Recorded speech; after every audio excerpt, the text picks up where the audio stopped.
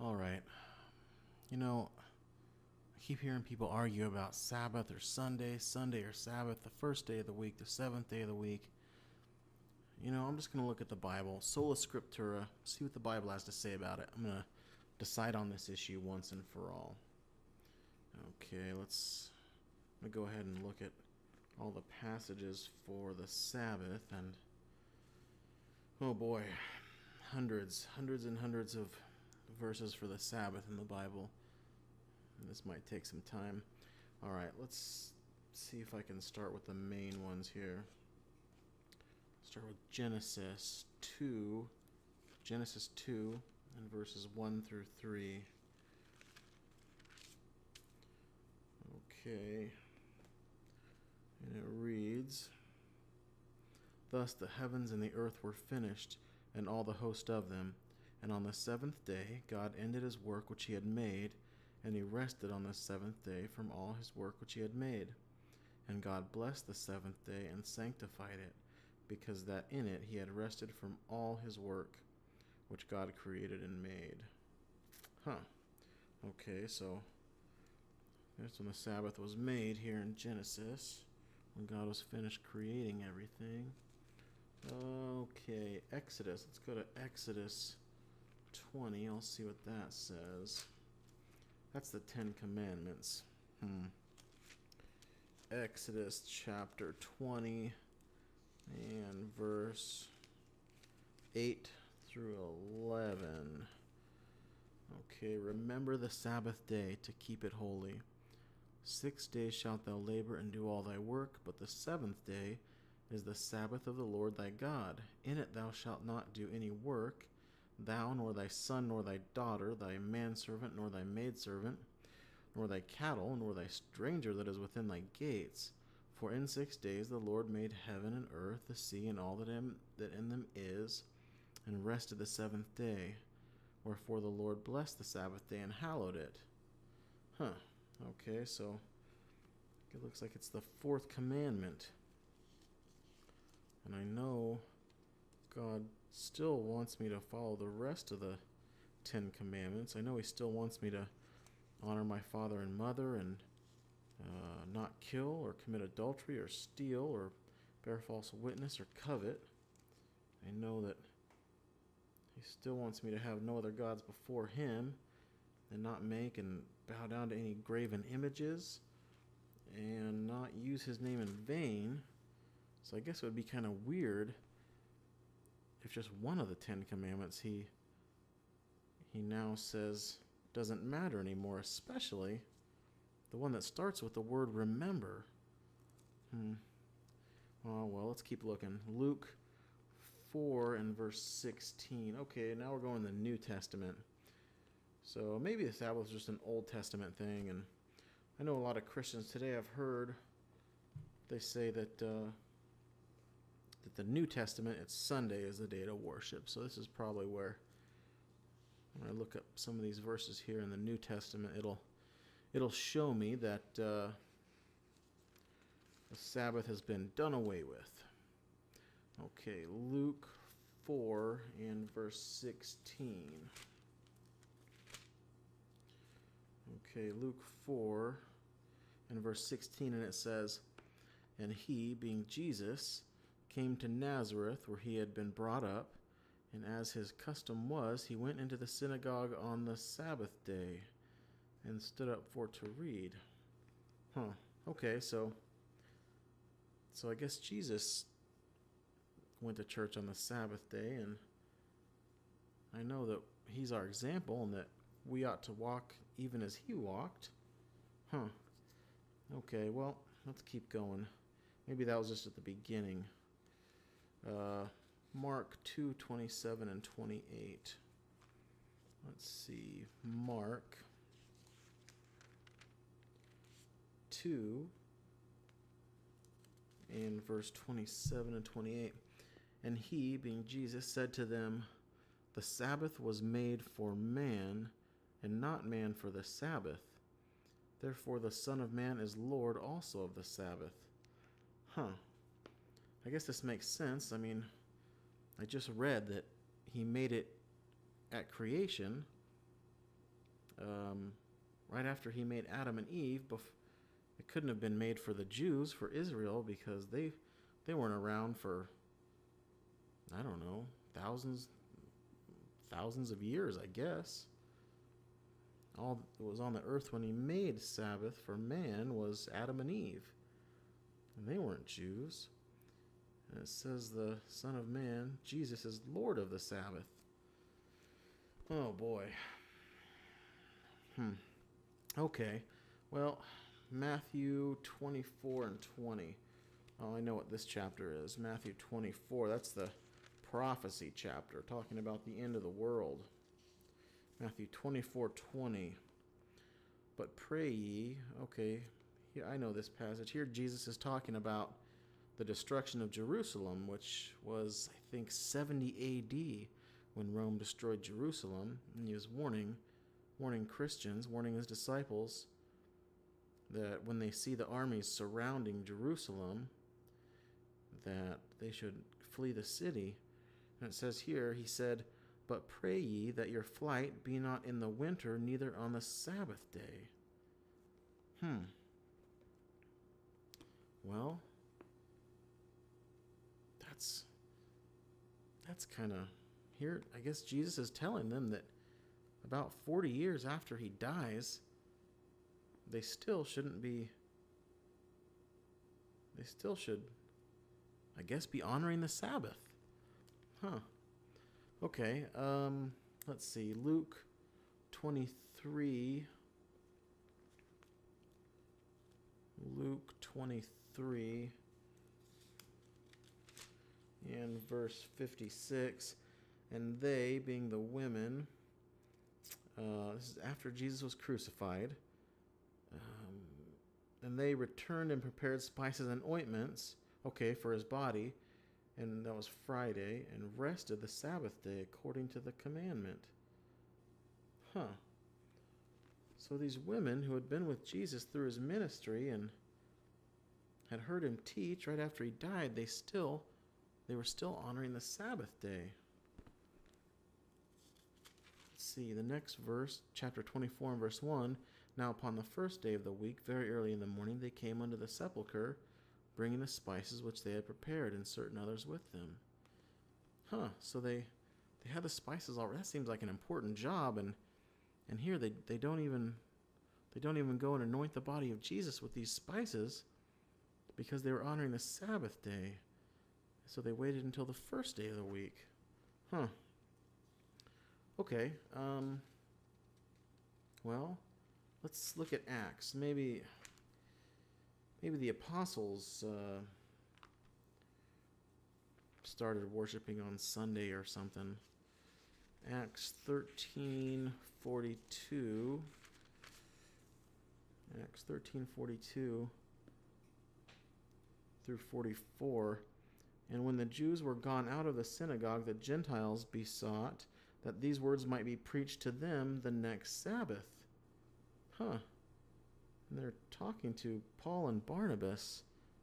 These are New Testament Christians under the new covenant, right? And yet they're preaching to these people and these Gentiles on the Sabbath. Verse 43, now when the congregation was broken up, many of the Jews and religious proselytes followed Paul and Barnabas, who, speaking to them, persuaded them to continue in the grace of God. Verse 44, and the next Sabbath day came almost the whole city together to hear the word of God. Okay. Let's look at Acts 16:13 and see what that has to say about it. Acts 16:13, and on the Sabbath we went out of the city by a riverside where prayer was wont to be made, and we sat down and spake unto the women which resorted thither. Okay, so here's Paul and his friends going out to a riverside on the Sabbath and preaching to these women there. This just doesn't make any sense. Well, okay, Isaiah 66. Isaiah 66 and verse 22 and 23. Okay, this is talking about heaven now. For as the new heavens and the new earth, which I will make, shall remain before thee, saith the Lord, so shall your seed and your name remain. And it shall come to pass that from one new moon to another, and from one Sabbath to another, shall all flesh come to worship before me, saith the Lord. So even in heaven the Bible says that we're going to come worship him on the Sabbath day. Okay, well, that's pretty clear, I guess, on the Sabbath. God made it, creation, and for mankind, Adam and Eve, way before there was any Jews. And then it was part of the Ten Commandments, which we all know we should keep the Ten Commandments. I mean, I don't think anyone would say that we should dishonor our father and mother, or murder and commit adultery and lie and steal. So it doesn't really make sense that we would not follow the fourth one. And Jesus, his custom was to go to church on the Sabbath, and he said that the Sabbath was made for man and that he was Lord of the Sabbath. And then the women who followed him after he died were still honoring the Sabbath and rested on the Sabbath. They didn't even go to anoint him until the first day of the week. And then the church, the apostolic church, Paul and Barnabas, they were preaching even to the Gentiles on the Sabbath day. All right, well, we've got to be fair here, so let's look at Sunday, and I'm sure there's a ton of scriptures for Sunday, because almost all the churches out there worship on Sunday now, so I'm sure there's probably a lot of Sunday verses to back that up. No, it looks like there's only eight verses that mention the first day of the week in the New Testament. That's weird. I just don't know what's going on here.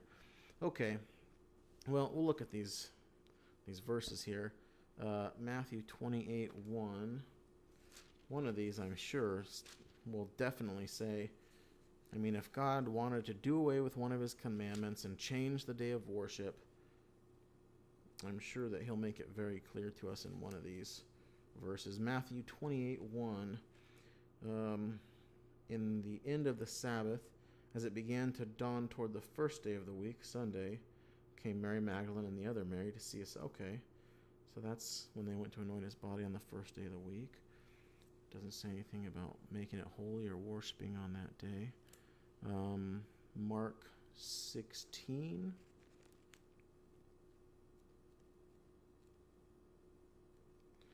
And verse 2. Mark 16:2. And very early in the morning, the first day of the week, they came unto the sepulchre at the rising of the sun. Okay, so that's the same. Verse 9, Mark 16, verse 9. Now when Jesus was risen early the first day of the week, he appeared first to Mary Magdalene, out of whom he had cast 7 devils. Okay, so we know Jesus appeared to Mary that when he rose on the first day of the week. That doesn't say anything about keeping it holy. Let's see, Luke 24:1. Oh, we already read that. That's when the women went to the sepulchre on the first day of the week to anoint his body. John 20, verse 1. John 20, verse 1. Let's see what that says about the first day of the week.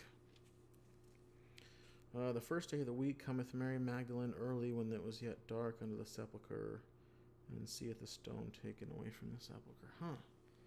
Okay, so that's goodness, that's the same thing. All right, John 20:19. Okay, let's look at verse 19.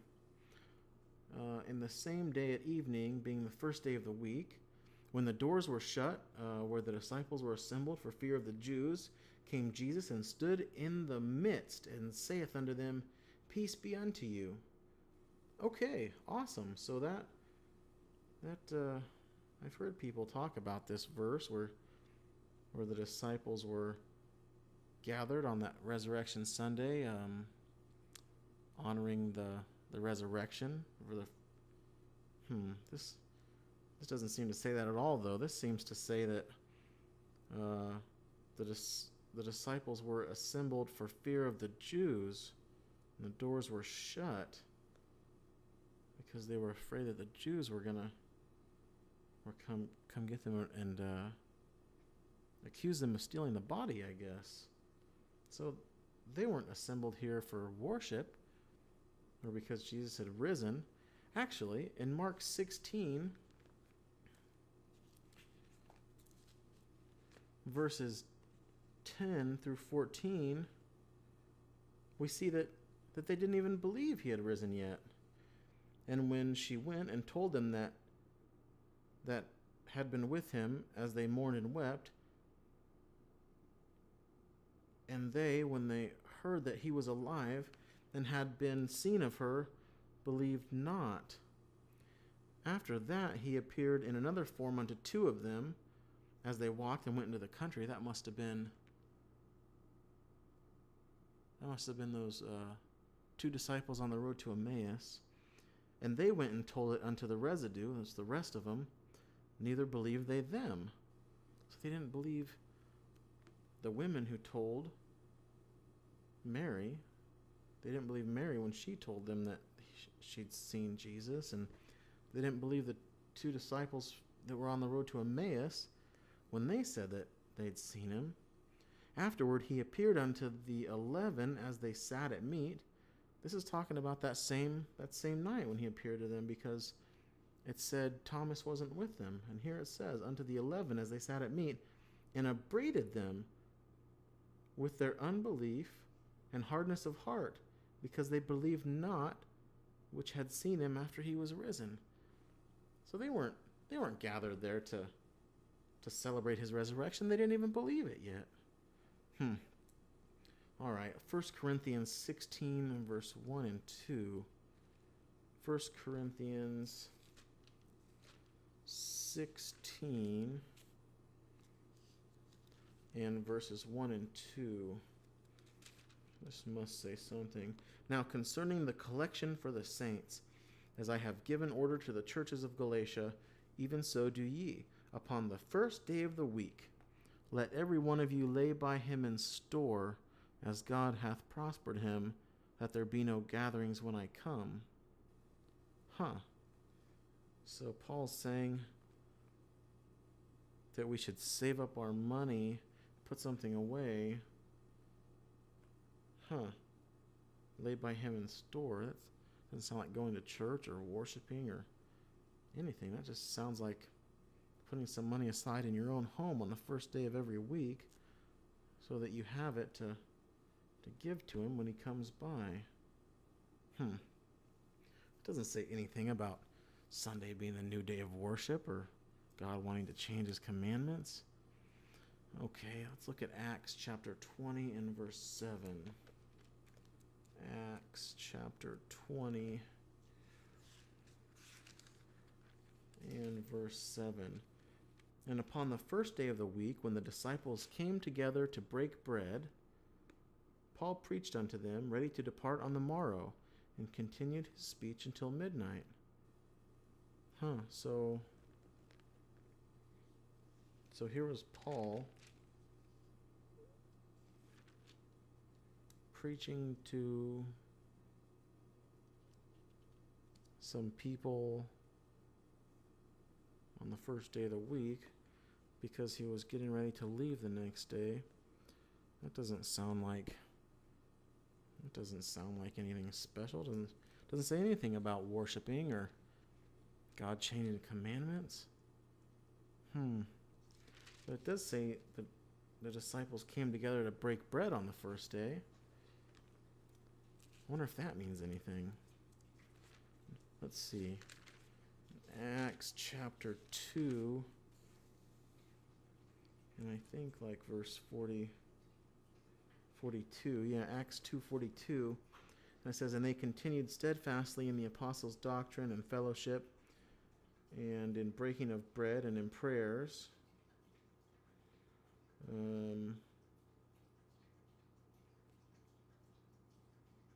Okay, in verse 46, and they continuing daily with one accord in the temple and breaking bread from house to house, did eat their meat with gladness and singleness of heart. So it says they broke bread daily. Huh. Well, man, if I'm going to go by the Bible and the Bible only, there seems to be all the weight of evidence on the side of the Sabbath day. There's not a single mention of the Sabbath day being done away with. And there's not a single mention of Sunday being instituted or being holy or blessed or being a new day of worship. Man, that is weird. I just, if I'm going to go by the Bible and the Bible only, I guess I'm just going to have to,